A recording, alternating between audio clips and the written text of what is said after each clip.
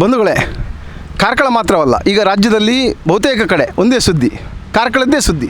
ಕಾರ್ಕಳದ ಬೈಲೂರಿನ ಉಮಿಕಲ್ ಕುಂಜದ ಮೇಲಿರುವ ಪರಶುರಾಮ ಮೂರ್ತಿಯ ಸುದ್ದಿ. ಇದು ಒಂದು ರೀತಿಯ ಸುದ್ದಿಯ ಸದ್ದಾಗ್ತಿದೆ ಈಗ ಈಗ ಏನು ಈ ಪರಶುರಾಮ ಮೂರ್ತಿಯ ಒಂದು ವಿಚಾರದಲ್ಲಿ ಈಗ ಪರಶುರಾಮ ಮೂರ್ತಿಯನ್ನು ಆರಂಭ ಮಾಡಿದ BJPಯೇ ಇವತ್ತು ಹೋರಾಟಕ್ಕೆ ಇಳಿದಿದೆ. ಯಾಕಂದರೆ ಆ ಮೂರ್ತಿ ಆಗಬೇಕು ಅಂತ ಕಾಂಗ್ರೆಸ್ನ ನಾಯಕ ಉದಯ್ ಕುಮಾರ್ ಶೆಟ್ಟಿ ಅವರು ಮಾನ್ಯ ನ್ಯಾಯಾಲಯಕ್ಕೆ ರಿಟ್ ಅರ್ಜಿ ಸಲ್ಲಿಸಿದ್ದಾರೆ ಹೇಳುವ ಮಾಹಿತಿ ಕೂಡ ಇದೆ. ಈಗ ನಮಗೆ ಸ್ಪಷ್ಟನೆಗೆ ಉದಯ್ ಶೆಟ್ಟಿ ಅವರು ಇಷ್ಟರವರೆಗೆ ಸಿಕ್ಕಿರಲಿಲ್ಲ. ಈಗ ಇವತ್ತು ಅಲ್ಲಿಯ ಮೂರ್ತಿ ಅದು ಒಂದೆಡೆ ದಾಖಲೆಗಳಲ್ಲಿ ಕಂಚು ಅಂತ ಇದೆ, ಆರೋಪಗಳಲ್ಲಿ ಫೈಬರ್ ಅಂತ ಇದೆ, ಅಲ್ಲಿರೋದು ಹಿತ್ತಳೆ ಅಂತ ಹೇಳ್ತಾರೆ. ಹೀಗೆ ಹಲವಾರು ಗೊಂದಲಗಳ ನಡುವೆ ಈಗ ಪರಶುರಾಮ ಮೂರ್ತಿಯ ವಿಚಾರ ಇದೆ. ನಾವಿವತ್ತು ನೇರ ಕಾರ್ಕಳದ ಮುನಿಯಾಲ್ ಉದಯ್ ಕುಮಾರ್ ಶೆಟ್ಟಿ ಅವರಲ್ಲೇ ಈ ಬಗ್ಗೆ ಸ್ಪಷ್ಟನೆ ಕೇಳ್ತೇವೆ. ಯಾಕಂದರೆ ಅವರು ರಿಟ್ ಅರ್ಜಿ ಹೋದದ್ದು ಯಾಕೆ, ಜೊತೆಗೆ ಏನು ಅದರ ವಿಚಾರ ಹೇಳುವ ಮಾಹಿತಿಯನ್ನು ತಮಗೆ ನೀಡ್ತೇವೆ. ಇದು ಇಂದಿನ ಸ್ವಯಂ ಟೈಮ್ಸ್ ವಿಶೇಷ. ಇದು ಇಲ್ಲಿಗೆ ಮುಗಿಯಲ್ಲ, ಇನ್ನೂ ಕೂಡ ಬೇರೆ ಬೇರೆ ವಿಚಾರಗಳಿದೆ. ನಾವು ಈಗ BJPಯ ಕೆಲವು ನಾಯಕರನ್ನು ಭೇಟಿ ಮಾಡ್ತೇವೆ. ಅದರ ಜೊತೆ ದಾಖಲೆಗಳಿಗೆ ಸಂಬಂಧಪಟ್ಟು ಹಲವರನ್ನು ನಾವು ಸಂದರ್ಶನ ಮಾಡಲಿಕ್ಕಿದ್ದೇವೆ. ಹಾಗಾಗಿ ತಾವು ಸಂಪೂರ್ಣ ನಮ್ಮ ಏನು ಸಂಚಿಕೆ ಇದೆ ಅದನ್ನು ವೀಕ್ಷಣೆ ಮಾಡಬೇಕು. ಜೊತೆಗೆ ತಾವು ಸ್ವಯಂ ಟೈಮ್ಸ್ನ ಸಬ್ಸ್ಕ್ರೈಬರ್ ಆಗದಿದ್ದರೆ ದಯವಿಟ್ಟು ಸಬ್ಸ್ಕ್ರೈಬ್ ಮಾಡಿ ನಮಗೆ ಸಹಕಾರ ಕೊಡಿ. ಪುನಃ ಪರಶುರಾಮ ಥೀಮ್ ಪಾರ್ಕಿನ ಬಗ್ಗೆ ಮಾತಾಡುವ ದುಸ್ಥಿತಿ ನಮ್ಮ ಕಾರ್ಕಳಕ್ಕೆ ಪುನಃ ಬರ್ತಾ ಉಂಟು ಅಂತ ಭಾಳ ಬೇಸರ ಆಗ್ತಾ ಉಂಟು. ನಿಮ್ಗೆ ಗೊತ್ತಿದ್ದಾಗೆ ನಾನು ಭಾಳ ದಿವಸ ಆಯಿತು ಈ ಬಗ್ಗೆ ಏನು ಮಾತಾಡಲಿಲ್ಲ. ಯಾಕಂದರೆ ಕೆಲವರು ಬಾಯಿ ಚಪಲಕ್ಕೆ ಅಥವಾ ಯಾರನ್ನು ಸಂತೋಷ ಪಡಲಿಕ್ಕೆ ಯಾರೋ ಒಬ್ಬ ನಾಯಕನ ಹಿಂದುಗಡೆ ಮಾಡಲಿಕ್ಕೆ ಮಾತಾಡ್ತಾರೆ ಏನೇನೋ ಬಾಯಿ ಬಂದಾಗೆ. ನಾವು ಮಾತಾಡಿದರೆ ನಮಗೆ ಮತ್ತು ಅವ್ರಿಗೇನು ಡಿಫ್ರೆನ್ಸ್ ಇಲ್ಲ. ಆದರೂ ಒಬ್ಬ 100 ಮಾತಾಡುವಾಗ ನಾವು 3 ಮಾತಾಡೋ ಅವಶ್ಯಕತೆ ಇದೆ. ಇವತ್ತು ಸುನೀಲ್ ಕುಮಾರ್ ಕಾರ್ಕಳದ ಸುಳ್ಳಿನ ಸರದಾರ, ಏನೇ ಮಾತಾಡಿ ಸುಳ್ಳು ಮಾತಾಡೋದು, 100 ಸುಳ್ಳನ್ನು 100 ಸಲ ಹೇಳಿ ಸತ್ಯ ಮಾಡೋ ಪ್ರಯತ್ನ ಮಾಡ್ತಾ ಜೀವನ ಪರ್ಯಾಂತ ಬಂದವ. ಆವತ್ತು 2004ರಲ್ಲಿ ಗೋಪಾಲ್ ಭಂಡಾರಿಯವರನ್ನು, ಸುಜಾತಾ ಶೆಟ್ಟಿಯನ್ನು ಹೆಬ್ರಿಯ ಗೋಪಾಲ್ ಭಂಡಾರಿಯ ಸಂಬಂಧಿಕರೇ ಕೊಂದಿದ್ದಾರೆ ಅಂತ ಹೇಳಿ ಇಡೀ ಎಲ್ಲರಿಗೆ ಹೇಳಿ ಆವತ್ತು ಸುಳ್ಳು ಹೇಳಿ ಗೆದ್ದವ ಸುನೀಲ್ ಕುಮಾರ್. ಅದೇ ರೀತಿ ಗಿರಿಜಾ ಭಂಡಾರ್ತಿಯವರು ಟ್ರ್ಯಾಕ್ಟರ್ ಹಗರಣ ಮಾಡಿರೋ ಅಂತ ಹೇಳಿ ಮಾಡಿದವ ಇದೇ ಸುನೀಲ್ ಕುಮಾರ್. ಇದೆಲ್ಲ ನಿಮ್ಗೆ ಗೊತ್ತಿದೆ.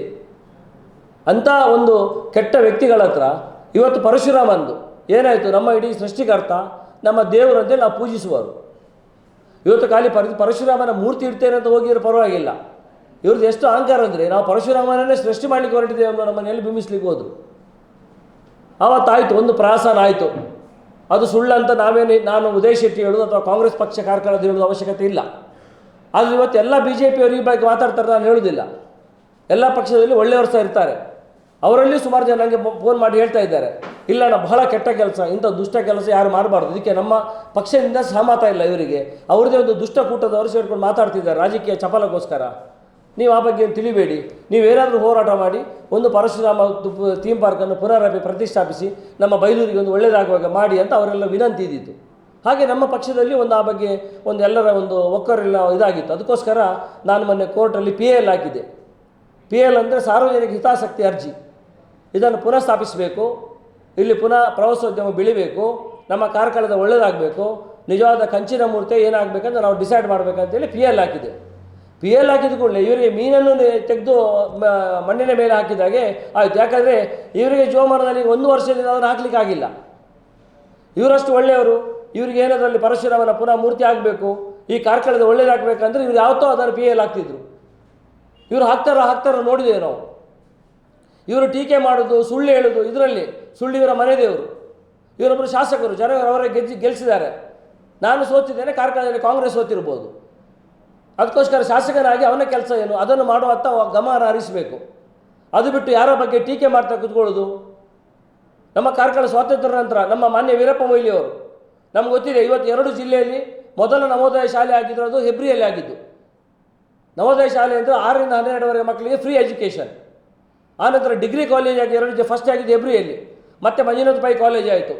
ಹಂತವಾಗಿ ಕಾರ್ಕಳದಲ್ಲಿ ಹೈಸ್ಕೂಲ್ಗಳು, ಡಿಗ್ರಿ ಕಾಲೇಜುಗಳು, PUಗಳು ಬೈಲೂರು ಇರ್ಬೋದು, ನಮ್ಮ ಬಜಗೋಳಿ ಇರ್ಬೋದು, ಅಥವಾ ನಮ್ಮ ಬೆಳಮಾಣಿ ಇರ್ಬೋದು, ಮುನಿಯಾಲ್ ಇರ್ಬೋದು, ಹೆಬ್ರಿ ಇರ್ಬೋದು, ಇದೆಲ್ಲ ಆಗಿದ್ದು ನಮ್ಮ ಮಾನ್ಯ ವೀರಪ್ಪ ಮೊಯ್ಲಿಯವರು ಮತ್ತು ನಮ್ಮ ಸಜ್ಜನ ರಾಜಕಾರಣಿ ಗೋಪಾಲ್ ಭಂಡಾರಿಯವರ ಪೀರಿಯಡಲ್ಲಿ ನಮ್ಮ ಕಾರ್ಕಳದ ಈಗ ಇರುವ 90ಕ್ಕಿಂತ ಜಾಸ್ತಿ ಅಭಿವೃದ್ಧಿ ಆಗಿದ್ದು ಇವರ ಪೀರಿಯಡಲ್ಲಿ ಅಂತ ಹೇಳಿಕ್ಕೆ ನಾನು ಸಂತೋಷ ಪಡ್ತೇನೆ. ಯಾಕಂದರೆ ಕೆಲವು ನಾಲಿಗೆ ಹರಡಿ ಬಿಡ್ತಾರೆ. ಸತೀಶ್ ಶೆಟ್ಟಿ ಅಂತ ಮುಟ್ಲುಬಾಡಿ ಒಬ್ಬ ಇದ್ದಾನೆ, ಇಲ್ಲಿ ಮಾವಿರಜನ್ ಅಂತ ಕಾರ್ಕಳದ ಅಕ್ರಮ ಕಟ್ಟಡಗಳ ಸರದಾರ.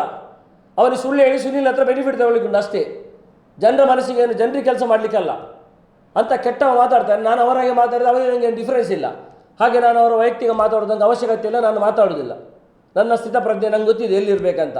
ಹಾಗಾಗಿ ಇಂಥ ಕೆಟ್ಟ ಕೆಲಸ ಮಾಡೋ ಸುನೀಲ್ ಕುಮಾರ್ ನಾವು ಕಲಿಬೇಕಾದ್ರೆ 20 ವರ್ಷದಿಂದ ಕಾರ್ಕಳದಲ್ಲಿ ಒಂದೇ ಒಂದು ಮಕ್ಕಳಿಗೆ ಜಾಬ್ ಕೊಡುವಂಥದ್ದು, ಒಂದೇ ಕೆಲಸ ಕೊಡುವಂಥದ್ದು, ಒಂದೇ ಒಂದು ಯಾವುದಾದ್ರು ಒಂದು ಇಂಡಸ್ಟ್ರಿ ಬಂದಿದ್ರೆ ಏನಾದರೂ ಮಾಡಿದರೆ ಸುನೀಲ್ ಕುಮಾರ್ ಹೇಳಿ, ಇಲ್ಲಿ ಏನಾದರೂ ಒಂದು ಕೆಲಸ ಮಾಡಿದರೆ ಹೇಳಿ. ಖಾಲಿ ರಸ್ತೆಯನ್ನು ಅಗಲ ಮಾಡಿ ಕಮಿಷನ್ ತಿನ್ನುವುದಲ್ಲ. ನಾನೊಬ್ಬ ಪ್ರೊಫೆಷನಲ್ ಕಾಂಟ್ರಾಕ್ಟರ್, ಹೇಗೆ ಮಾಡಬೇಕು ಏನು ಮಾಡಬೇಕಂತ ನನ್ನ BE ಮಾಡಿ MTech ಮಾಡಿ ಓದಿ ಸುಮಾರು 25 ವರ್ಷದಿಂದ ನನ್ನ ಸಾರ್ವಜನಿಕ ಜೀವನದಲ್ಲಿದ್ದೇನೆ. ನನ್ನನ್ನು ಮೆಟ್ಟಬೇಕಂತ 25 ವರ್ಷದಿಂದ ಸುನೀಲ್ ಕುಮಾರ್ ಏನೆಲ್ಲ ಮಾಡಿದ್ದಾರೆ ಅಂತೇಳಿ ನಂಗೆ ಗೊತ್ತಿದೆ. ಅದನ್ನು ನಾನು ಸಮಾಜ ಮುಂದೆ ಹೇಳುವುದಲ್ಲ, ಅದನ್ನು ಎದುರಿಸಿ ಮುಂದೆ ಬಂದರೆ ಮಾತ್ರ ನಾವೊಂದು ಸಮಾಜದಲ್ಲಿ ಇರುವುದು. ಅದನ್ನು ಎದುರಿಸುವ ಶಕ್ತಿ ನನಗೆ ನಾನು ನಂಬಿದ ದೇವರು ಮತ್ತು ನನ್ನ ತಂದೆ ತಾಯಿ ಕೊಡಲಿ ಅಂತ ನಾನು ಆಶಿಸ್ತೇನೆ. ಅದಲ್ಲದೆ ಹೀಗೆ ಬಾಯಿ ಬಂದಾಗೆ ಕಾರ್ಕಳದಲ್ಲಿ ಮಾತಾಡುವ ಪ್ರವೃತ್ತಿ ಕೈದಾಗಬೇಕು. ಯಾರು ದ್ವೇಷ ರಾಜಕಾರಣ ಶುರು ಮಾಡಿದ್ದು? ಯಾರು ಕಾರ್ಕಳದಲ್ಲಿ ಜಾತಿ ರಾಜಕೀಯ ಶುರು ಮಾಡಿದ್ದು? ಗೋಪಾಲ್ ಭಂಡಾರಿ ಯಾರು ಯಾವ ದೊಡ್ಡ ಜಾತಿ ಸೇರಿದವರಲ್ಲ, ವೀರಪ್ಪ ಮೊಯ್ಲಿಯವರಲ್ಲ. ಆದರೂ ಎಲ್ಲ ಜನ ಏಕಮನಸ್ಸಿಂದ ಒಳ್ಳೆಯವರಂತ ಅವರ ಗೆಲ್ಲಿಸ್ತಾ ಇದ್ರು. ಸುನೀಲ್ ಕುಮಾರ್ ಬಂದ ಮೇಲೆ ಕಾರ್ಕಳದಲ್ಲಿ ಜಾತಿ ರಾಜಕಾರಣ ಶುರು ಮಾಡಿದ ಏಕೈಕ ಕೆಟ್ಟ ವ್ಯಕ್ತಿ ಅಂದರೆ ಸುನೀಲ್ ಕುಮಾರ್. ಯಾಕಂದರೆ ಇವತ್ತು ಪರಶುರಾಮನ ಮೂರ್ತಿಯನ್ನು ಫೈಬರ್ ಮೂರ್ತಿ ಅಂತ ಇವತ್ತಿಗೆ ಹೇಳ್ತೇನೆ ನಾನು. ಯಾಕಂದರೆ ನಾವು ಅವತ್ತು ಪರಶುರಾಮ ಬೆಟ್ಟಕ್ಕೆ ಹೋಗುವಾಗ ನಮ್ಮ ಮಾನ್ಯ ಮಂಜುನಾಥ್ ಭಂಡಾರಿಯವರು, ನಮ್ಮ MLC ಅವರು ನಮ್ಮ ಜೊತೆಗೆ ಇದ್ದರು. ಅವರನ್ನು ಕರ್ಕೊಂಡು ಹೋಗಿದ್ದು. ಅವರ ಕೈಯಲ್ಲಿ ಆವತ್ತು ಆ ಮೂರ್ತಿಯಿಂದ ತೆಗೆದ ಫೈಬರ್ ಪೀಸನ್ನು ನಾವು ಪತ್ರಿಕೆ ನಿಮ್ಮ ಎದುರಲ್ಲಿ ಎಲ್ಲ ಕೊಟ್ಟಿದ್ದೇವೆ. ಅದನ್ನು ಇವತ್ತು ಅಂತ ನಾನು ನನ್ನ ಬೈಲೂರಿನ ಮಾರಿಯಮ್ಮ ದೇವಸ್ಥಾನಕ್ಕೆ ಪ್ರಮಾಣ ಮಾಡಲಿಕ್ಕೆ ಬರಲಿಕ್ಕೆ ಸಿದ್ಧನಿದ್ದೇನೆ. ಅವರು ಯಾರಿಗಾದರೂ ತಾಕತ್ತಿದ್ರೆ ಅವರು ಕಾರ್ಕಳ ಅಲ್ಲಿಗೆ ಬರಬೇಕು. ನಾಳ್ದು ಅವರ ಪಶ್ಚಾತ್ತಾಪ ಯಾತ್ರೆ ಕಾರ್ಕಳದಿಂದ DC ಆಫೀಸ್ ಉಡುಪಿಗೆ ಪಶ್ಚಾತ್ತಾಪ ಯಾತ್ರೆ, ಅದು ಪರಶುರಾಮ ಆಗಬೇಕಂತ ಯಾತ್ರೆ ಅಲ್ಲ, ಪಶ್ಚಾತ್ತಾಪ. ಅವರು ಬರಲಿ, ಅಲ್ಲಿ ಹೋಗುವಾಗ ಬೈಲೂರಲ್ಲಿ ಅಮ್ಮನ ದೇವಸ್ಥಾನ ಅಲ್ಲಿ ಬರಲಿ. ನಾನು ಹೇಳ್ತೇನೆ, ನಾನು ಅವತ್ತು ತಂದದ್ದು ನಾನು ಮನೆಯಿಂದ ತಂದದ್ದಲ್ಲ, ಪರಶುರಾಮನ ಮೂರ್ತಿಯಿಂದ ಕಿತ್ತ ಫೈಬರ್ನ ಪೀಸನ್ನೇ ತಂದದ್ದಂತ ನಾನು ಹೇಳ್ತೇನೆ. ಅದು ಆಯಿತು, ಒಂದು ಅಂಥದ್ದಾಯ್ತು. ಅಲ್ಲಿಂದ ಕದ್ಕೊಂಡು ಹೋದರು. ಅಲ್ಲೇ ಊರಲ್ಲಿ ಅಡಗಿಸಿದ್ರು 4 ತಿಂಗಳು. ಹೇಳಿದ ಕೂಡಲೇ ಹೇಳಿದರು, ಇಲ್ಲ ನಾಳ್ದು ಹೊರಗೆ ಬರ್ತದೆ, ನಾಳೆ ಶುರು ಮಾಡಿ. DC ಅವರು ಹೇಳಿದರು, SP ಅವರು ಹೇಳಿದರು, ಇದನ್ನು ತೊಗೊಂಡೋಗಿ. ನಾವು ಹೇಳಿದೆ, ನಮಗೆ ಗುಮಾನೇ ಇತ್ತು, ಖಂಡಿತ ತೊಗೊಂಡೋಗ್ಲಿಲ್ಲ, ಇದು ಸುಳ್ಳು ಅಂತೇಳಿ. ಇದು ಹಲವೂರಿನ ಗೋಡನಲ್ಲಿ 4 ತಿಂಗಳಲ್ಲಿತ್ತು. ಆನಂತರ ಕೃಷ್ಣ ನಾಯಕ ಮಾಡ್ತಾ ಇದ್ದಾನೆ. ಆಯ್ತು, ಇನ್ನು ಸುನೀಲ್ ಕುಮಾರ ಪ್ರಭಾವ ಬೀರಿ ಅವರು MR ಶಾಸಕರಲ್ಲ, ಮಾಜಿ ಮಂತ್ರಿಯವರಲ್ಲ, ಇನ್ನೇನು ಕಂಚಿದಾನೆ ಪ್ರತಿಷ್ಠಾಪಿಸ್ಬೋದು ಅಂತ ನಾವು ಸ್ವಲ್ಪ ಸುಮ್ಮನೆ ಇದ್ದೇವೆ. ಇರಲಪ್ಪ ಮಾಡಲಿ, ನಮ್ದೇನಾಗಬೇಕು, ಅಲ್ಲಿ ಆಗಬೇಕು, ಏನೋ ಪುನಾವನಿ ಕೊಟ್ಟಿದ್ದಾರೆ, ಇವರು ದುಡ್ಡು ಕೊಟ್ಟಿರ್ಬೋದು, ಮಾಡಿಸ್ತಿರ್ಬೋದು, ಇವರ ಪಾಪವನ್ನು ತೊಳ್ಕೊಳ್ಳಿಕ್ಕೆ ಮಾಡ್ತಾ ಇದ್ದಾರೆ ಅಂತೇಳಿ ಸುಮ್ಮನಿದ್ದೆವು. ಈಗ ಬಂದ ರಿಪೋರ್ಟ್ ನೋಡಿದಾಗ ಇವರು ಏನು ಪುನಃ ಕೃಷ್ಣ ನಾಯಕನ ಹತ್ರ ಅವನ ಗೋಡನಲ್ಲಿ 6-8 ತಿಂಗಳಿಂದ ಮಾಡಿಸ್ತಿದ್ದಾರ, ಅತ್ಯಂತ ಕಳಪೆ ಮಟ್ಟದ ಹಿತ್ತಾಳಿದಂತ ಈಗಿನ ನಮ್ಮ ಚಾರ್ಜ್ ಶೀಟಲ್ಲಿ ಬಂದಿದೆ. ಈಗ ಸ್ಟೇಷನಲ್ಲಿ ತಂದಿಟ್ಟ ಮೂರ್ತಿ ಸಮೇತ ಬೆಟ್ಟದಲ್ಲಿ ಇರುವುದು ಆಯ್ತಲ್ವಾ, ಅದು ಮೇಲಿದು ಫೈಬರ್ ಮಿಶ್ರಿದಾಯಿತು. ಈಗ ಇರುವುದನ್ನು ಒಂದಷ್ಟು ಪೇಂಟ್ ಕೊಟ್ಟು ಫೈಬರ್ ಲೇಪ ಹಾಕಿಟ್ಟದ್ದು ಈಗ ಸಹ ಅಲ್ಲಿ ಉಂಟು. ನಾನು ಹೇಳಬೇಕಂತಿಲ್ಲ, ಅರ್ಧ ಮೂರ್ತಿ ನಿಂತುಕೊಂಡಿದೆ. ಪರಶುರಾಮನ ಮಹಿಮೆ ಅಲ್ಲದು, ಇದು ಬೇರೇನಲ್ಲ. ಪರಶುರಾಮನ ಮಹಿಮೆ ಅಲ್ಲದಿದ್ದರೆ ಅಲ್ಲಿ ಅರ್ಧ ಮೂರ್ತಿ ನಿಲ್ಲಿಕ್ಕೆ ಸಾಧ್ಯವೇ ಇಲ್ಲ. ಖಂಡಿತ ರಥಾರಾತ್ರಿ ಕಳ್ಳರು ಪೂರ್ತಿಯನ್ನು ಕಿತ್ತುಕೊಂಡು ತಗೊಂಡು ಹೋಗ್ತಿದ್ರು. ಇವತ್ತು ನಮ್ಮ ಪಕ್ಷದ ಬಗ್ಗೆ, ನನ್ನ ವೈಯಕ್ತಿಕ ಬಗ್ಗೆ ಬಾಯಿ ಬಂದದ್ದು ಮಾತಾಡ್ತಾರೆ. ಇವರು ಮನುಷ್ಯರ ಮೃಗಗಳಂತ ಗೊತ್ತಾಗ್ತಾ ಇಲ್ಲ. ಒಬ್ಬ ಮನುಷ್ಯ ಸುಳ್ಳು ಹೇಳುವುದಕ್ಕೊಂದು ಮಿತಿ ಬೇಕು. ಯಾರು ಖಂಡಿತ ಮನುಷ್ಯ ರಾಜಕೀಯಕ್ಕೋಸ್ಕರ ಏನನ್ನು ಮಾರಬಾರ್ದು. ನಾವು ನಮ್ಮ ಇಡೀ ಜಿಲ್ಲೆಯಲ್ಲಿ ಅಂತ ಯಾವತ್ತೂ ಸಂಸ್ಕೃತಿ ಇರಲಿಲ್ಲ, ಅಂತ ಯಾವತ್ತೂ ಸಂಸ್ಕಾರ ಇರಲಿಲ್ಲ. ಕೇವಲ ಮನುಷ್ಯನ ಲೂಟಿ ದುಡ್ಡು ಮಾಡೋದು, ಅದರ ಜೊತೆಗೆ ಸಿಕ್ಕಿದವ್ರ ಹತ್ರ ಇನ್ವೆಸ್ಟ್ಮೆಂಟ್ ಮಾಡೋದು, ಇಂಥದ್ದೇ ಕೆಟ್ಟ ಕೆಲಸ ಮಾಡ್ತಾ ಬರೋದು ನಾವು ಕಾರ್ಕಳದಲ್ಲಿ ನೋಡ್ತಾನೆ ಬಂದಿದ್ದೀವಿ. ಯಾರ ಬದುಕು ಕಟ್ಟಿ ಕೊಟ್ಟೋದಿಲ್ಲ. ಯಾರ್ದಾದ್ರು ಒಬ್ಬರು ಇದ್ದರೆ ಹೇಳಿ ಬದುಕು ಕಟ್ಟಿ, ಇಂಥ ಪಾಪದವನಿಗೆ ಸುನೀಲ್ ಕುಮಾರ್ ಸಹಾಯ ಮಾಡಿ ಅವನ ಬದುಕು ಕಟ್ಟಿ ಕೊಟ್ಟಿದ್ದಾರೆ ಸುನೀಲ್ ಕುಮಾರ್ ಅಂತ. ಎಲ್ಲರನ್ನು ಹೆದರಿಸಿ ದಮನಿಸಿ ತನ್ನ ಹತ್ರ ಕಪಿಮುಷ್ಟಿಯಲ್ಲಿ ಇಟ್ಕೊಳ್ಳುವ ಕೆಲಸವನ್ನು ಸುನೀಲ್ ಕುಮಾರ್ ಮಾತಾಡ್ತಾ 20 ವರ್ಷದಿಂದ ಮಾಡ್ಕೊಂಡು ನಮ್ಮ ಸಜ್ಜನ ರಾಜಕಾರಣಿ ಗೋಪಾಲ್ ಭಂಡಾರಿ ಮತ್ತು ವೀರಪ್ಪ ಮೊಯ್ಲಿ ಅವರನ್ನು ತೇಜವಧ ಮಾಡಿದ್ದು ಇದೇ ಕಾರ್ಕಳದ ಬಂಡಿಮಠದ ಬಸ್ ಸ್ಟ್ಯಾಂಡಲ್ಲಿ ಲಾಠಾನ್ ಹಿಡ್ಕೊಂಡು ಹುಡುಕಿದ್ದಾರೆ, ಎಲ್ಲಿದ್ದಾರೆ ಅಭಿವೃದ್ಧಿ ಅಂತೇಳಿ. ಇವತ್ತು ಕಾಂಗ್ರೆಸ್ ಸರ್ಕಾರ ಬಂದ ನಂತರ ಸಿದ್ದರಾಮಯ್ಯ ಸರ್ಕಾರ, DK ಶಿವಕುಮಾರ್ ಸರ್ಕಾರ ಜನರ ಬದುಕನ್ನು ಕಟ್ಟುವ ಕೆಲಸವನ್ನು ಮಾಡ್ತಾ ಉಂಟು. ಇವತ್ತು ಪ್ರತಿ ಮನೆಯ ತಾಯಿಗೆ, ಅಲ್ಲಿ ಮನೆಯಲ್ಲಿರುವ ಒಬ್ಬ ಮಹಿಳೆಗೆ 2,000 ರೂಪಾಯಿ ದುಡ್ಡು ಕೊಡುವುದಂದ್ರೆ ಏನು ತಮಾಷೆನಾ? ಅಕ್ಕಿ ಕೊಡು ತಮಾಷೆನಾ? ಇವರು ಅಷ್ಟು BJಪಿಯವರು ವಿರೋಧಿಸುವುದಾದರೆ ನಾಳೆಯಿಂದ ಕಾರ್ಕಳದ ಸಮಸ್ತ BJಪಿಯವರು ಹೇಳಬೇಕು, ನಮಗೆ ಕಾಂಗ್ರೆಸ್ನ ದುಡ್ಡು ಬೇಡ ಅಂತ ಬರೆದುಕೊಳ್ಳಿ. ಯಾರ ಮನೆಗೂ ದುಡ್ಡು ಹೋಗುವುದಿಲ್ಲ. ಕರೆಂಟ್ ಬೇಡ ನಮಗೆ ಫ್ರೀ ಅಂತ ಬರೆದುಕೊಳ್ಳಿ, ಅವರ ಮನೆ ಕರೆಂಟ್ ಫ್ರೀ ಕೊಡುವುದಿಲ್ಲ. ಎಲ್ಲ ಸರ್ಕಾರ ಜನರಿಗೆ 2,000 4,000 ಕೊಡುವ ಬಡವರಿಗೆ. ಇವರು ಭಾಳ ಕಾಳಜಿ ಇದೆಯಲ್ಲ, ಇವರು ಭಾಳ ಸರ್ಕಾರದ ಕಾಳಜಿ ಇದ್ದರೆ ಇವರಿಗೆ 4,000 ಬಡವರಿಗೆ ಕೊಡುವ, ಇವರು ವಾಪಸ್ ಬರೆದುಕೊಳ್ಳಿ ನಂಗೆ ಬೇಡ ಅಂತೇಳಿ. ಮೊನ್ನೆ ಒಬ್ಬ ಬೋಳದಲ್ಲಿ ಹೇಳ್ತಾರೆ ಪಂಚಾಯತ್ನವರು, ಇಂಥ ಒಂದು ಜನಪ್ರತಿನಿಧಿ ಆದವರು, ಇವರು ಯಾವ ಲಜ್ಜೆ ಕೆಟ್ಟವರು ಅಂತ ಗೊತ್ತಿಲ್ಲ.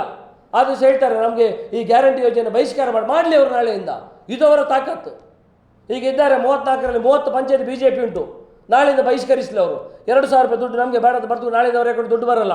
ಕರೆಂಟ್ ನಮಗೆ ಫ್ರೀ ಬೇಡ ಅಂತ ಬರೆದುಕೊಳ್ಳಿ, 10 kg ಅಕ್ಕಿ ಬೇಡ ಅಂತ ಬರೆದುಕೊಳ್ಳಿ, ಸರ್ಕಾರಿ ಬಸ್ಸಲ್ಲಿ ಹೋಗೋದು ಬೇಡ, ಇವರು ಅವರ ಪದವೀಧರ ದುಡ್ಡು ಬರೋದು ಅಂತ ತಗೊಳ್ಳೋದು ಬೇಡ, ಇವರು ಬಿಟ್ಟು ಬಿಡಲಿ. ಯಾರು ಇವ್ರು ತಗೊಳ್ಬೇಕಂತ ಹೇಳ್ತಿದ್ದಾರೆ? ಇವರು ಗಟ್ಟಿ ಕೂಗಿದ ಕೂಡಲೇ, ಸುಳ್ಳನ್ನು ಪದೇ ಪದೇ ಹೇಳಿದ ಕೂಡಲೇ, ಒಂದು 4 ಜನ ಡೊಂಬರಾಟದವರ ಹತ್ರ ಏನು ಎಲ್ಲ ಇವರ ಹಿಂದೆ ನಲಿಯವರ ಹತ್ರ ಹೇಳಿಸಿದ ಕೂಡಲೇ ಕಾರ್ಕಳದಲ್ಲಿ ಕಾಂಗ್ರೆಸ್ನವರು ಹೆದರಿ ಓಡ್ತಾ ಇರೋದು ಅಹಂಕಾರ ಬಂದಿದೆ. ಇದು ಉದಯ್ ಶೆಟ್ಟಿ ಅನ್ಯಾಯ ಮಾಡ್ತಾರೆ ಅಂತ ಹೇಳ್ತಿದ್ದಾರೆ. ಇವರು ಮಾಡೋದೇ ಕಳ್ಳ ವ್ಯಾಪಾರ, ಇವರು ಮಾಡೋದೇ ಕಳ್ಳ ವ್ಯಾಪಾರ. ಅದನ್ನು ಕಾನೂನು ಪ್ರಕಾರ ಹಿಡಿದು ಕೂಡಲೇ ಕಳ್ಳ ವ್ಯಾಪಾರಸ್ಥರು ಹಿಡಿದರು ಅಂತ ಹೇಳ್ತಾರೆ. ಯಾಕೆ ಸರಿಯಾಗಿ ವ್ಯಾಪಾರ ಮಾಡಿದವರು ಮಾಡ್ತಾ ಇಲ್ಲ? ಎಲ್ಲರೂ ಮಾಡ್ತಾ ಇದ್ದಾರೆ. ಯಾರಿಗೆ ತೊಂದರೆ ಆಗಿದೆ ನಮ್ಮಿಂದ ಯಾರು ಎದುರು ಬಂದು ಸಮಾಜದ ಬಂದು ಎದುರು ಬಂದು ಹೇಳಿ, ನಾನು ಅವ್ರಿಗೆ ಉತ್ತರ ಕೊಡ್ತೇನೆ. ನಾನು ಮಾಡಿದರೆ ಆ ಪಾಪವನ್ನು ನಾನು ಹೊತ್ತುಕೊಳ್ತೇನೆ. ಇವತ್ತು ಎಲ್ಲರನ್ನು ಗಮನಿಸುವಂಥ ಕೆಟ್ಟ ಕೆಲಸವನ್ನು ಸುನೀಲ್ ಕುಮಾರ್ ಮಾಡ್ತಾ ಇದ್ದಾರೆ. ನೀವು ಎಲ್ಲರೂ ಇದನ್ನು ಯೋಚನೆ ಮಾಡಬೇಕು.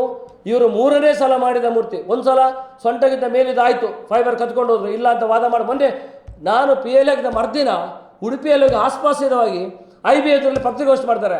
ಇದು ಹಿತ್ತಾಳಿದ್ದು ಕಾಂಗ್ರೆಸ್ನವ್ರದ್ದು ಗೊತ್ತಾಯ್ತಾ ಅಂತೇಳಿ. ಇವರು ಕಂಚಿದು ಮಾಡಿದಾರಾ? ಕಂಚು ಉಂಟಾ? ಕಂಚು ಉಂಟು ಅದರಲ್ಲಿ? ಅದಾಯಿತು. ಪುನರಪಿ ಅವನ ಹತ್ರ ಮಾಡಿಸಿದನ್ನು ಸಮೇತ ಬೆಂಗಳೂರಲ್ಲಿ, ಅದನ್ನು ಸಮೇತ ಅತ್ಯಂತ ಕಳಪೆ ಮಟ್ಟದ ಹಿತ್ತಾಳೆ ಅಂತೇಳಿ ಈಗ ನಮ್ಮ ರಿಪೋರ್ಟಲ್ಲಿ ಬಂದಿದೆ. ನಾವು ಅದನ್ನು ರಿಪೋರ್ಟ್ ಬರೋದ್ರಾಗ ಮಾತಾಡಬಾರ್ದು ಅಂತಿದ್ದೆ. ಆದರೆ ಈಗ ನಾನು PL ಹಾಕಿದ್ದೇನೆ. ಗೌರ್ಮೆಂಟ್ ಎದುರಲ್ಲಿ, ಕೋರ್ಟಿನ ಎದುರಲ್ಲಿ ಇದನ್ನು ಆದಷ್ಟು ಬೇಗ ಮೂರ್ತಿ ಮಾಡಿ ಅಲ್ಲಿ ಸಾರ್ವಜನಿಕರಿಗೆ ಆ ಒಂದು ಕೇಂದ್ರವನ್ನು ಬಿಟ್ಟುಕೊಡ್ಬೇಕಂತ ನಾನೊಂದು ನನ್ನ ಏನು ಮನಸ್ಸಿನ ಇಂಗಿತ ಉಂಟು ಅದನ್ನು ವ್ಯಕ್ತಪಡಿಸಿದ್ದೇನೆ. ಅದನ್ನು ಹೇಳಿದ ಕೂಡಲೇ BJP ಅವರಿಗೆ ಈಗ ಅವರಿಗೆ ನೆಲೆ ಇಲ್ಲದಂತಾಗಿದೆ ಕಾರ್ಕಳದಲ್ಲಿ. ನಾವಿನ್ನೇನು ಮಾಡೋದು? ನಮ್ದು ಹೋಯ್ತಲ್ಲ ಎಲ್ಲ. ಇವರಿಗೆ 1 ವರ್ಷದಿಂದ ಹಾಕುವ ಮನೋಭಾವನೆ ಇಲ್ಲ. ಇವರು ಜನರ ರಕ್ತದಲ್ಲಿ ಆಡಬೇಕು, ಜನರ ಭಾವನೆಯಲ್ಲಿ ಆಡಬೇಕು, ಜನರಿಗೆ ತೊಂದರೆ ಮಾಡಬೇಕು, ಇದು ಮಾತ್ರ ಇವರ ಆಸೆ. ಅದಕ್ಕೆ ಆಸ್ಪತ್ರೆ ಕೊಡೋದು ನಾವು ಹಾಕಿದಾಗ ಈಗ ನಮ್ಮನ್ನು ಗಮನಿಸುವಂಥ ಕೆಲಸ ಮಾಡ್ತಾರೆ. ಕಾರ್ಕಳದಲ್ಲಿ ಅಭಿವೃದ್ಧಿ ಆಗಿಲ್ಲ ಅಂತಾರೆ. ಪ್ರತಿ ಶನಿವಾರ ಆಯ್ತಾರ ಇದು ಎಂತ ಹಾರೆ ಪಿಕ್ಕಾಶ್ ಇಟ್ಕೊಂಡು ಹೊರಡ್ತಾರೆ. ಪೇಪರ್ಲಿ ಬರ್ತದೆ ಸುನೀಲ್ ಕುಮಾರ್ ಶಂಕುಸ್ಥಾಪನೆ ಅಂತ. ಇಲ್ಲಿ ಸುನೀಲ್ ಕುಮಾರ್ ಮನೆಯಿಂದ ದುಡ್ಡ ಇದು ಅಲ್ಲಿ ಸುಮಾರು 20 ವರ್ಷದಿಂದ ನಕ್ಸಲೈಟ್ ಜಾಗದಲ್ಲಿ ಬ್ರಿಡ್ಜ್ ಆಗಿರಲಿಲ್ಲ. ಫಸ್ಟ್ ಎನ್ಕೌಂಟರ್ ಆಗಿದೆ ಅಲ್ಲಿ. ಈಗ ಅಲ್ಲಿ 7 ಕೋಟಿ ರೂಪಾಯಿದು ಬ್ರಿಡ್ಜ್ ಸ್ಯಾಂಕ್ಷನ್ ಆಗಿದೆ ಅಲ್ಲಿ, ಮತ್ತೆ ಸೀತಾ ನದಿಯಲ್ಲಿ ಸೇರಿ. ಇವತ್ತು ಮೊನ್ನೆ ಬೈಲೂರಲ್ಲಿ ಈಗ ಪಶುಸಂಗೋಪನಾ ಕೇಂದ್ರ 50 ಲಕ್ಷ ಸ್ಯಾಂಕ್ಷನ್ ಆಗಿದೆ. ಈಗ ಮೊನ್ನೆ ನಾವು ಎಲ್ಲ ಪ್ರತಿ ಶನಿವಾರ ಆಯ್ತಾರ ಹಾರೆ ಪಿಕಾಸೊಳ್ಳಿ ಹೋಗ್ತಾರೆ, ಶಂಕುಸ್ಥಾಪನೆ ಹೇಳಿದಾರೆ ಎಲ್ಲ ಕೈ. ಈಗ ಅದು ಮಾಡೋದು ಕೈದು ಆಯ್ತು. ಈಗ ಹೊಸ ಡೊಂಬರಾಟ ಮುಟ್ಲುಪಾಡಿ ಸತೀಶ್ ಶೆಟ್ಟಿಯ ಮೂಲಕ ಏನು ಅಭಿವೃದ್ಧಿ, 0 ಅಭಿವೃದ್ಧಿ ಅಂತ ಅವ ಏನು ಜೀವನದಲ್ಲಿ ಮಾಡಿದೆ ಅಂತ ತೋರಿಸ್ಬೇಕು ಜನರ ಎದುರಲ್ಲಿ. ಇನ್ನೊಬ್ಬರ ಬಗ್ಗೆ ಬೊಗಳೆ ಬಿಡುವುದಲ್ಲ. ಆಯಿತು. ಮೊನ್ನೆ ಈಗ ನಮ್ಮ ಮುಂಡೇರಲ್ಲಿ ಪಶುಸಂಗೋಪ ಇದರದ್ದು ನಮ್ಮ PSC 3 PSC ಸ್ಯಾಂಕ್ಷನ್ ಆಗಿದೆ. ಸ್ಟೇಜಲ್ಲಿ ನಿಂತ್ಕೊಂಡು ಸುಳ್ಳು ಹೇಳ್ತಾರೆ 10 ಲಕ್ಷ ರೂಪಾಯಿ ಅಂತ. ಅಲ್ಲಿ ಬದಿಯಲ್ಲಿ ಆಫೀಸರ್ ಹೇಳಿದ, ಇಲ್ಲ ಸರ್ ಒಟ್ಟು 60 ಲಕ್ಷ ಸ್ಯಾಂಕ್ಷನ್ ಆಗಿದೆ ಅಂತೇಳಿ. ಇದೆಲ್ಲ ಯಾರಿಗೆ ಸುಳ್ಳು ಹೇಳೋದು? ಆ ನಂತರ ಪ್ರತಿ ವರ್ಷ 2 ವರ್ಷ ಆಯ್ತು ಈಗ, ಪ್ರತಿ ವರ್ಷ 250 ಕೋಟಿ ಆಗಿ ಕಾರ್ಕಳ ತಾಲೂಕಿಗೆ 500 ಕೋಟಿ ರೂಪಾಯಿ ಪ್ರತಿ ಬಡವರ ಯಾರಿಗೆ ಹಸಿವೆ ಉಂಟು ಅವರ ಮನೆಗೆ ಆ ದುಡ್ಡು ಹೋಗಿದೆ. ಅದು ಅಕ್ಕಿ ಇರ್ಬೋದು, ಕರೆಂಟ್ ಮೂಲಕ ಇರ್ಬೋದು, ಕ್ಯಾಶ್ ಮೂಲಕ ಇರ್ಬೋದು. ಇದು ಮಾಡಿದ ನಮ್ಮ ಕಾಂಗ್ರೆಸ್ ಸರ್ಕಾರ, ನಮ್ಮ ಹೆಮ್ಮೆಯ ಸರ್ಕಾರ. ನಮಗೆ ಆ ಒಂದು ಒಳ್ಳೆಯ ಮಾತಿದೆ. ಇವತ್ತು ಯಾವುದೇ ದೇವಸ್ಥಾನ ಇರ್ಬೋದು ಅಲ್ಲಿ ಯಾವತ್ತೂ ನಾವು ರಾಜಕೀಯ ಮಾಡಲಿಕ್ಕೆ ಹೋಗೋದಿಲ್ಲ. BJPಯವರು ಬೆಳಿಗ್ಗೆ ಎದ್ದು ನಮ್ಮ ಹಿರಿಯರು ಹೇಳ್ತಾ ಇದ್ರು, ಯಾವತ್ತಾದರೂ ನೀವು ರಾಜಕೀಯ ಮಾಡೋದಾದರೆ ದೇವಸ್ಥಾನ ಮತ್ತು ಶಾಲೆಯಲ್ಲಿ ಮಾಡಬೇಡಿ ಅಂತೇಳಿ. ಇದು ನಮ್ಮ ಹಿರಿಯರು, ನಮ್ಮ ಅಜ್ಜ ಅಜ್ಜಿ ಇರ್ಬೋದು, ನಮ್ಮ ಎಲ್ಲರೂ ಹೇಳಿದ ಮಾತಿತ್ತು. ಇವತ್ತು ಬೆಳಿಗ್ಗೆ ಎದ್ದು ಮಾಡೋದೇ ಸುನೀಲ್ ಕುಮಾರ್ ದೇವಸ್ಥಾನ ಮತ್ತು ಶಾಲೆಯಲ್ಲಿ ರಾಜಕೀಯ ಶುರು ಮಾಡೋದೇ ದೇವಸ್ಥಾನ ಮತ್ತು ಶಾಲೆಯಲ್ಲಿ. ಇವ್ರಿಗೆ ಏನಂತ ನಾವು ಹೇಳಿ? ಇಂಥ ಕೆಟ್ಟವರ ಒಂದು ದುರಾಡಳಿತ ಕೈದಾಗಬೇಕು. ವಿದ್ಯಾವಂತರು, ಪ್ರಜ್ಞಾವಂತರು ಈ ಪ್ರಜಾಪ್ರಭುತ್ವ ವ್ಯವಸ್ಥೆಯಲ್ಲಿ ಸೇರಿಸಿಕೊಳ್ಬೇಕು. ಇವರನ್ನು ದಮನಿಸಬೇಕು. ಇವರು ಪುನರಪಿ 3ನೇ ಸಲ ಸಹ ಸುಳ್ಳು ಮೂರ್ತಿಯನ್ನು ಮಾಡಲಿಕ್ಕೆ ಹೊರಟಿದ್ದಾರೆ. ಇವರು ಏನಾದರೂ ಒಂದು ಚೂರು ದೇವಸ್ಥಾನ, ದೇವರು ಅಥವಾ ಹಿಂದೂ ಧರ್ಮದ ಬಗ್ಗೆ ನಂಬಿಕೆ ಇದ್ದರೆ ಇವರು ಬೈಲೂರಿನ ಮಾರಿಗುಡಿಗೆ ಬರಬೇಕು. ನಾವು ಬೇಕಾದ್ರೆ ಅವರು ಬರೋದು 6ನೇ ತಾರೀಕು ದಿವಸ ಅಲ್ಲೇ ಕಾಯ್ತಾ ಇರ್ತೇವೆ. ಅವರು ಆ ದಿವಸ ಮಾರಿ ಪೂಜೆ ಸಹ ಉಂಟು. ನಾಳೆ ಇವತ್ತು ಮಂಗಳವಾರ ಮತ್ತು ನಾಳೆ ಅಲ್ಲಿ ಮಾರಿ ಪೂಜೆ, ನಾಳೆ ಅವರ ರ್ಯಾಲಿ ಇದೆ.